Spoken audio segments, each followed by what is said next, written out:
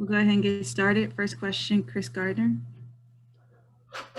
Coach, with the injury situation, the guard situation, will you want to try to control the tempo and play more methodical this evening?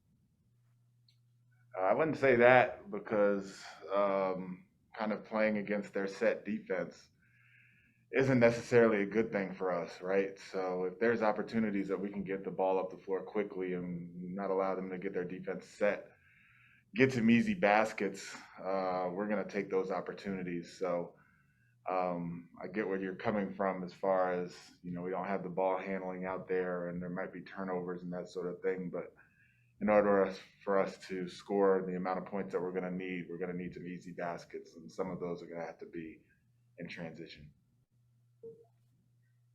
Jonathan Fagan. How did Danuel come through last night's game? And is he on any form of minutes restriction, particularly second half of a back-to-back? Yeah, I'm watching his minutes closely, very closely.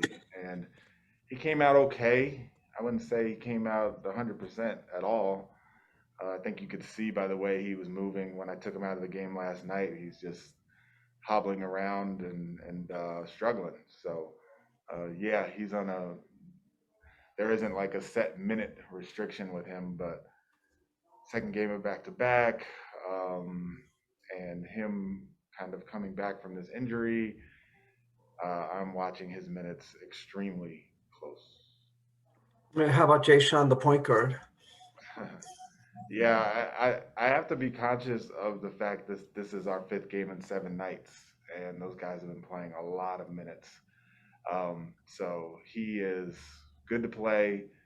He has been doing treatment all day, and again, I can't get those guys up to, like I played John 40 minutes last night, 39, almost 40 minutes, and I can't do that tonight, even though we are limited in the amount of bodies that we have. Thank you. Mark Berman. Stephen, I know you don't have a lot to pick from in terms of volume, but can you share your starters? Yeah, I'm not going to share my starters. Okay. Adam Spollen.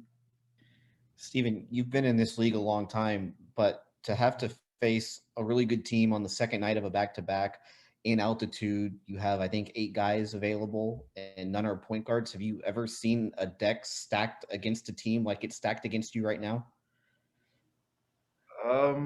Not when you add all of those things. So in a regular year, right, we could figure out a way to sign a guy to a 10-day, a point guard to a 10-day, and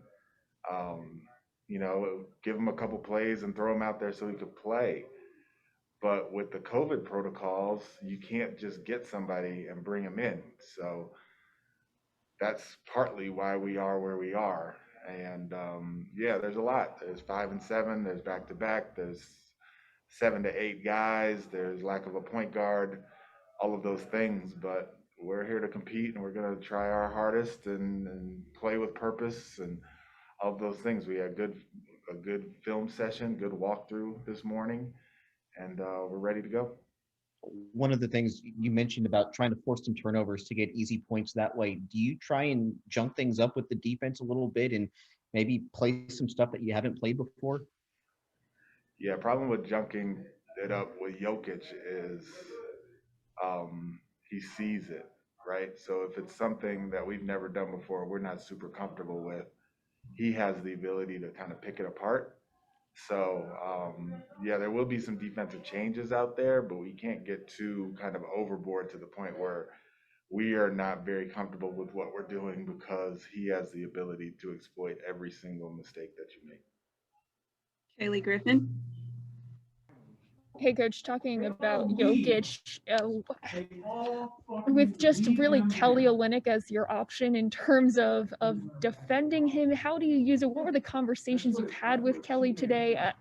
Is there anything you can share in terms of your defensive schemes going up against Jokić with just Kelly, really?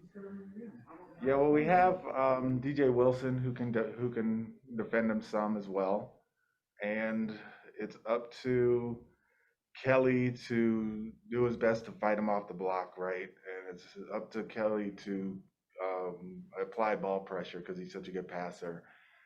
There are going to be times where, he's just going to try to back us down and score, and we have to realize that. But like I said, the last time we played him, a lot of his greatness is in his passing ability.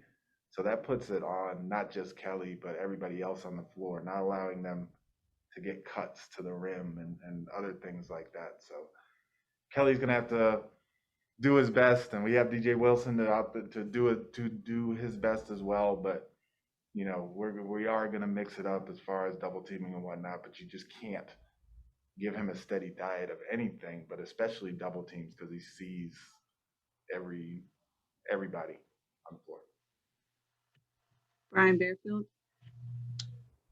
Coach, what does it say about your team that even though you all are mathematically eliminated from the playoffs, you still come out and compete every night? You had a great game on last night, even though you didn't get the outcome that you wanted, but this team continues to compete night after night. Yeah, it makes me proud to be the coach of this team. It makes me proud of the individual guys that we have on this team. Like I said, I think it was last night. You think about Jae'Sean Tate and his growth and his improvement. You think about KJ Martin. You think about Kelly Olynyk, what he's done since he's gotten here. You think about Christian Wood and his improvement. You think about John Wall and what he's done since, coming off of a big-time injury, and everybody else. So, yeah, I'm super proud of the group. I just wish we had the time, the practice time, the continuity and chemistry and all of those things. So all of those things could kind of come together, and we could find a little bit more success. But it does say a lot about the character of the group. It says that kind of we're doing things in a right way, and it means that the future for our group is bright. We'll take two more. Mark Berman. Stephen, I guess it's kind of a cliche, but coaches don't usually change their approach to fit a situation. Is this a situation where the approach has to be different because you have so few numbers, or you don't think that way? Yeah, it has to be different as far as we have to be a lot simpler offensively. I mean, when you don't have a point guard, you can't play as much pick and roll as we usually do.